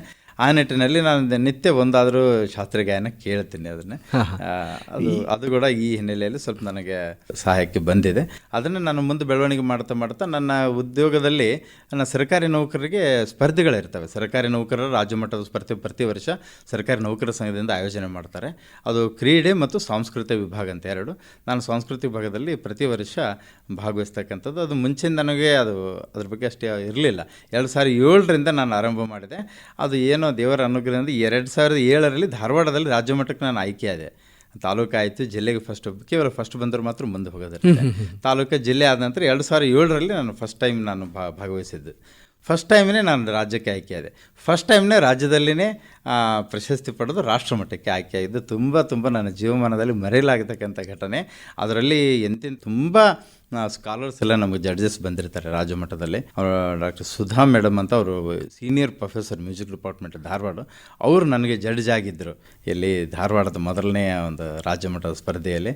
ನಂದೆಲ್ಲ ಸ್ಪರ್ಧೆಯಾಗಿ ಆಯ್ಕೆ ಆದಮೇಲೆ ಅವರೇ ನನ್ನ ಕರೆಸಿ, ಇಲ್ಲ ವೆಂಕಟೇಶ್ ಅವರೇ, ತುಂಬ ಚೆನ್ನಾಗಿ ಹೇಳ್ತೀರಾ, ನೀವು ಇಷ್ಟೆಲ್ಲ ಒತ್ತಡದ ಮಧ್ಯೆ ಇಷ್ಟೊಂದು ಸಂಗೀತ ರೂಢಿಸ್ಕೊಂಡಿದ್ದೀರಾ, ಇದು ಇನ್ನೂ ನೀವು ಬೆಳವಣಿಗೆ ಮಾಡಿರಿ ಅಂತ ಹೇಳಿಬಿಟ್ಟು ನನಗೆ ವಿಶ್ ಮಾಡಿದರು. ಅವೆಲ್ಲ ನನಗೆ ತುಂಬ ಸಂತೋಷವನ್ನು ಕೊಟ್ಟಿರ್ತಕ್ಕಂಥದ್ದು. ಜೊತೆಗೆ ಅದು ನಾನು ಅದನ್ನ ಪ್ರಯಾಣ ಹಾಗೆ ಮುಂದುವರಿಸಿದೆ. ನಾನು ಪ್ರತಿ ಬಾರಿ ಹೋದಂಗೆಲ್ಲ ಸತತ 6 ಬಾರಿ ಹೋದೆ. ಅದರಲ್ಲಿ ಸತತ 4 ಬಾರಿ ರಾಜ್ಯ ಮಟ್ಟದಲ್ಲಿ ಪ್ರಶಸ್ತಿ ತೊಗೊಂಡೆ. 2 ಬಾರಿ ಫಸ್ಟು, 1 ಬಾರಿ ಸೆಕೆಂಡು, 1 ಬಾರಿ ಥರ್ಡು, ಒಟ್ಟು 4 ಬಾರಿ ನಾನು ರಾಜ್ಯ ಮಟ್ಟದಲ್ಲಿ ತೊಗೊಂಡೆ. ಇತ್ತೀಚೆಗೆ ಸ್ವಲ್ಪ ರಾಜ್ಯಕ್ಕೆ ಹೋಗೋದು ಕಡಿಮೆ ಮಾಡಿದ್ದೇನೆ. ಅದರ ಜೊತೆಗೆ ನನ್ನ ಶಿಕ್ಷಕರಿಗಾಗಿಯೇ ಮತ್ತು ಬೇರೆ ಸ್ಪರ್ಧೆಗಳಿರ್ತವೆ. ಶಿಕ್ಷಕರ ಸಹಪಠ್ಯ ಚಟುವಟಿಕೆ ಸ್ಪರ್ಧೆಗಳಂತ, ಅದರಲ್ಲಿ ಒಂದು ಬೇರೆ ಎಲ್ಲ ಇರ್ತವೆ. ಅದರಲ್ಲಿ ಒಂದು ಗಾಯನ ಸ್ಪರ್ಧೆ ಇರುತ್ತೆ. ಅದರಲ್ಲಿ ಕೂಡ ನಾನು ಸುಮಾರು ಒಂದು 4-5 ಸಲ ಜಿಲ್ಲಾದಲ್ಲಿ ಫಸ್ಟ್ ಬಂದಿದ್ದೆ. 2 ಸಲ ಮಾತ್ರ ನಾನು ರಾಜ್ಯಕ್ಕೆ ಹೋಗ್ತಕ್ಕಂಥ ಅವಕಾಶ ಇತ್ತು. ಅದರಲ್ಲಿ 1 ಸಲ ನಾನು ರಾಜ್ಯದಲ್ಲಿ ಆಯ್ಕೆಯಾದೆ. ಅದು ಕೂಡ ತುಂಬ ನನ್ನ ಇಲಾಖೆಗೆ ದೊಡ್ಡ ಗೌರವ ಅಂತ ಹೇಳಿ ತುಂಬ ಖುಷಿಯಾಗುತ್ತೆ ನಿಮ್ಮ ಈ ಸಾಧನೆಯನ್ನು ಕಂಡು. ಈ ಸಂದರ್ಭದಲ್ಲಿ ನಮ್ಮ ಕೇಳುಗರಿಗೆ ಏನಾದರೂ ಗೀತೆಯನ್ನು ಹಾಡಬಹುದಾ ಈ ಸಂದರ್ಭಕ್ಕೆ? ಖಂಡಿತ. ನಿನ್ನ ಒಲುಮೆಯಿಂದ ನಿಖಿಳ ಜನರು ಬಂದು ಮನ್ನಿಸುವರು ಮಹಾರಾಯ. ನಿನ್ನ ಒಲುಮೆಯಿಂದ ನಿಖಿಳ ಜನರು ಬಂದು ಮನ್ನಿಸುವರು ಮಹಾರಾಯ. ಎನ್ನ ಪುಣ್ಯಗಳಿಂದ ಈ ಪಾರಿ ಉಂಟೇನೋ, ಎನ್ನ ಪುಣ್ಯಗಳಿಂದ ಈ ಪಾರಿ ಉಂಟೇನೋ, ನಿನ್ನದೇ ಸಕಲ ಸಂಪತ್ತು, ನಿನ್ನ ಒಲುಮೆಯಿಂದ ನಿಖಿಳ ಜನರು ಬಂದು ಮನ್ನಿಸುವರು ಮಹಾರಾಯ. ಮನ್ನಿಸುವರು ಮಹಾರಾಯ. ಇದು ಒಂದು ವಿಜಯದಾಸರ ಅತ್ಯಂತ ಅದ್ಭುತ ರಚನೆ. ಇದು ನಿಜವಾಗ್ಲೂ ನಿಮ್ಮ ಹಾಡ ಕೇಳ್ತಾ ಇದ್ರೆ ಹಾಗೆ ಕೇಳಬೇಕು ಅನಿಸುತ್ತೆ ನಿಜವಾಗ್ಲೂ ಕೂಡ. ಜೊತೆಗೆ ನೀವು ಒಬ್ಬ ಯಶಸ್ವಿ ಶಿಕ್ಷಕರಾಗಿ ಜನಮೆಚ್ಚಿದ ಶಿಕ್ಷಕ ಮತ್ತು ಉತ್ತಮ ಶಿಕ್ಷಕ ಪ್ರಶಸ್ತಿಗಳನ್ನು ಕೂಡ ನೀವು ಪಡ್ಕೊಂಡಿದ್ದೀರಿ. ತರಗತಿಯ ಬೋಧನೆ, ಸಾಹಿತ್ಯದ ರಚನೆ ಮತ್ತು ಸಂಗೀತದ ಅಭ್ಯಾಸ, ಈ ಎಲ್ಲವನ್ನು ಒಟ್ಟಿಗೆ ಸಮತೋಲನದಲ್ಲಿ ಕೊಂಡೊಯ್ಯತಕ್ಕಂಥದ್ದು ಹೇಗೆ ಸಾಧ್ಯ ಆಯಿತು ಅಂತ? ಇಲ್ಲ, ನಿಜಕ್ಕೂ ಇದು ತಾವೇನು ಪ್ರಶ್ನೆ ಕೇಳ್ತಾ ಇದ್ದಾರೆ, ಈ ಪ್ರಶ್ನೆ ನನ್ನ ಇಷ್ಟಕ್ಕೆ ನಾನೇ ಹಾಕ್ಕೊಂಡ್ರು ಕೂಡ ಒಂಥರ ಆಶ್ಚರ್ಯ ಅಂತ ನನಗೆ ಇವತ್ತು ಕೂಡ ಅನಿಸ್ತಾ ಇದೆ. ಇದು ಈ ಪ್ರಶ್ನೆ, ನಿಮ್ಮ ಥರದ ಪ್ರಶ್ನೆ ಅನೇಕರು ನನಗೆ ಮಾಡಿದ್ದಾರೆ. ಅದು ಹೇಗೆ ಸಾಧ್ಯ ಆಯಿತು ಅನ್ನೋದೇ ಒಂದು ದೊಡ್ಡ ಆಶ್ಚರ್ಯ. ಯಾವ ಕ್ಷೇತ್ರದಲ್ಲಿ ಏನು ಕೆಲಸ ಮಾಡಿದ್ರು ನಂದು ಒಂದು ಅಭ್ಯಾಸ, ಅದು ನಿಷ್ಠೆಯಿಂದ ಮಾಡೋದು. ಅದು ಎಲ್ಲ ಗುಣ ನನ್ನ ತಂದೆಯವರಿಂದ ನಾ ಕಲ್ತಿರೋದು. ತುಂಬ ಪ್ರಾಮಾಣಿಕರವರು. ಯಾವುದೇ ಪ್ರಶಸ್ತಿನಾಗಲಿ, ಯಾವುದೇ ಒಂದು ಇನ್ನೊಬ್ಬರಿಂದ ಫಲವನ್ನು ಬಯಸ್ತಕ್ಕಂಥ ಒಂದು ನಿಸ್ವಾರ್ಥ ಸೇವೆಯನ್ನು ಮಾಡಿ ಅದೇ ರೀತಿಯಾಗಿ ಬಾಳಿ ಬದುಕಿದವರು ನಮ್ಮ ತಂದೆಯವರು. ಹಾಗಾಗಿ ತುಂಬ ಎಲ್ಲ ಹೆಸರನ್ನು ಪಡೆದಿದ್ದರು ನಮ್ಮ ತಂದೆಯವರು. ಅವರು ಈಗಿಲ್ಲ. ಸೊ ನಿಮ್ಮ ತಂದೆಯವರು ಇಂದನೇ ನಿಮಗೆ ಬಂದಿರತಕ್ಕಂಥದ್ದು. ಹೌದು ಹೌದು. ಹೊಸ ತಲೆಮಾರಿನ ಬರಹಗಾರರಿಗೆ, ಈ ಸಂಶೋಧಕರಿಗೆ ಅಥವಾ ಶಿಕ್ಷಕರಿಗೆ ಏನು ಸಂದೇಶ ನೀಡಲು ಬಯಸ್ತೀರಿ ಅಂತ? ಇತ್ತೀಚಿನ ಯುವ ಪೀಳಿಗೆ ಏನಾಗಿದೆ, ಅನೇಕ ಮೌಲ್ಯಗಳನ್ನು ಕಳೆದುಕೊಳ್ತಕ್ಕಂಥದ್ದು ನಾವು ನೋಡ್ತಾ ಇದ್ದೇವೆ. ಆ ಹಿನ್ನೆಲೆಯಲ್ಲಿ ಅದಕ್ಕೆ ಕಾರಣವೂ ಇದೆ. ಒಂದು ಏನಂದರೆ, ಸೂಕ್ತ ಪರಿಸರ ಎಲ್ಲೋ ಒಂದು ಕಡೆಗೆ ತಂದೆ ತಾಯಿಗಳೇ ನಿರ್ಮಾಣ ಮಾಡಿಕೊಡುವಲ್ಲಿ ಒಂದು ಸ್ವಲ್ಪ ಏನೋ ಹಿಂದೆ ಆಗ್ತಾ ಇದ್ದಾರೇನೋ. ಅಂದರೆ ಮಕ್ಕಳ ಬಗ್ಗೆ ಕಾಳಜಿ ದೃಷ್ಟಿಯಿಂದ ಹೇಳ್ತಾ ಇದ್ದೇನೆ. ಎಲ್ಲೇ ಒಂದು ಸ್ವಲ್ಪ ಕಾಳಜಿ ಕಡಿಮೆ ಆಗೋದನ್ನು ಒಂದು ಕಾರಣ. ಜೊತೆಗೆ ಬೇರೆ ಬೇರೆ ಹವ್ಯಾಸಗಳಲ್ಲೇ ತೊಡಗತಕ್ಕಂಥದ್ದು, ಅದೆಲ್ಲದಕ್ಕಿಂತ ಹೆಚ್ಚಾಗಿ ತಮಗೆ ತಿಳಿದಂಗೆ ಈ ಮೊಬೈಲಿನ ಒಂದು ಪ್ರಭಾವ, ಇವೆಲ್ಲದರುಗಳಿಂದ ಹೊರಬಂದು ಎಲ್ಲ ಮಕ್ಕಳಲ್ಲಿ ತುಂಬ, ಆಗಿನ ಮಕ್ಕಳಕ್ಕಿಂತ ಈಗಿನ ಮಕ್ಕಳು ತುಂಬ ಚುರುಕಾಗಿರ್ತಾರೆ. ಬಟ್ ಅದನ್ನು ಒಂದು ಸರಿ ದಾರಿಯಲ್ಲಿ ತೆಗೆದುಕೊಂಡು ತಮ್ಮ ಜ್ಞಾನವನ್ನು ಒಳ್ಳೆಯ ರೀತಿಯಲ್ಲಿ ಉಪಯೋಗ ಮಾಡತಕ್ಕಂಥದ್ದಲ್ಲಿ ಎಲ್ಲೋ ಒಂದು ಕಡೆಗೆ ಫೇಲ್ ಆಗಿದ್ದಾರೆ ಅನ್ನೋಂಥ ನನ್ನ ಭಾವನೆ. ಹಾಗಾಗಿ ಎಲ್ಲರೂ ತುಂಬ ಜಾಣವರೇ ಇದ್ದಾರೆ. ಹಾಗಾಗಿ ಅಧ್ಯಯನ ಮುಖ್ಯ. ಅಂದರೆ ಸತತ ಅಧ್ಯಯನ ಮತ್ತು ಪರಿಶ್ರಮ ಬೇಕು. ಹೌದು, ಖಂಡಿತ. ನಿಜವಾಗಿಯೂ ಒಬ್ಬ ಶಿಕ್ಷಕನಾಗಿ ಬೆಳಕನ್ನು ಚೆಲ್ತಾ, ಸಾಹಿತಿಯಾಗಿ ಶಬ್ದಗಳಿಗೆ ಬಣ್ಣವನ್ನು ತುಂಬುತ್ತಾ, ಗಾಯಕರಾಗಿ ನಾದ ಸ್ವರಗಳನ್ನು ಹರಿಸ್ತಾ ಸಾಂಸ್ಕೃತಿಕ ಲೋಕಕ್ಕೆ ಡಾಕ್ಟರ್ ವೆಂಕಟೇಶ್ ನವಲಿ ಅವರು ನೀಡ್ತಕ್ಕಂಥ ಕೊಡುಗೆ ನಿಜಕ್ಕೂ ಪ್ರಶಂಸನೀಯ. ದಾಸ ಸಾಹಿತ್ಯದ ಸೇವೆಯ ಜೊತೆಗೆ ಆಕಾಶವಾಣಿಯ ಬಿ ಗ್ರೇಡ್ ಕಲಾವಿದರಾಗಿ ಹೊರಹೊಮ್ಮಿರ್ತಕ್ಕಂಥದ್ದು ನಮಗೂ ನಮ್ಮ ಶ್ರೋತೃಗಳಿಗೂ ಕೂಡ ಹೆಮ್ಮೆಯ ವಿಷಯ. ಡಾಕ್ಟರ್ ವೆಂಕಟೇಶ್ ನವಲಿ ಅವರೇ, ನೀವು ನಮ್ಮ ಆಕಾಶವಾಣಿ ಸ್ಟುಡಿಯೋಗೆ ಆಗಮಿಸಿ ನಿಮ್ಮ ಬದುಕು, ವೃತ್ತಿ, ಕಾವ್ಯದ ಪಯಣ ನಮ್ಮ ಶ್ರೋತೃಗಳೊಂದಿಗೆ ಹಂಚಿಕೊಂಡಿರೋದಕ್ಕಾಗಿ ನಿಮಗೆ ತುಂಬ ಹೃದಯದ ಧನ್ಯವಾದಗಳು. ನಿಮ್ಮ ಮುಂಬರುವ ಕೃತಿಗಳು ಕೂಡ ಯಶಸ್ವಿಯಾಗಲಿ ಹಾಗೂ ನಿಮ್ಮ ಸಾಹಿತ್ಯದ ಸೇವೆ ಹೀಗೆ ಮುಂದುವರಿಲಿ ಅಂಥೇಳಿ ಆಕಾಶವಾಣಿಯ ಪರಿವಾರದ ಪರವಾಗಿ ನಿಮಗೆ ಶುಭ ಹಾರೈಸುತ್ತೇನೆ. ನಮಸ್ಕಾರ. ನಮಸ್ಕಾರ ಸರ್. ಶ್ರೋತೃಗಳೇ, ಇದಾಗಿತ್ತು ಇಂದಿನ ಸಾಹಿತ್ಯ ಸಂಪುಟ ಕಾರ್ಯಕ್ರಮ. ಮುಂದಿನ ವಾರ ಮತ್ತೊಬ್ಬ ಪ್ರತಿಭಾವಂತ ಸಾಧಕರೊಂದಿಗೆ ನಿಮ್ಮನ್ನು ಭೇಟಿಯಾಗ್ತೇನೆ. ಅಲ್ಲಿಯವರೆಗೆ ಕೇಳ್ತಾ ಇರಿ ಆಕಾಶವಾಣಿ ರಾಯಚೂರು FM ಕೇಂದ್ರವನ್ನು. ನಮಸ್ಕಾರ. ಇದುವರೆಗೆ ರಾಯಚೂರಿನ ಕವಿಗಳಾದ ಡಾಕ್ಟರ್ ವೆಂಕಟೇಶ್ ನವಲಿ ಅವರ ಜೊತೆ ಮಾತುಕತೆಯನ್ನು ಕೇಳಿದಿರಿ.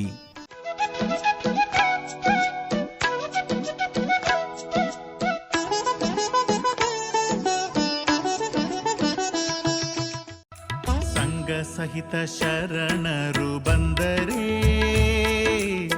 ನಂಬುವುದೆನ್ನ ಮನವು, ನಚ್ಚುವುದೆನ್ನ ಮನವು.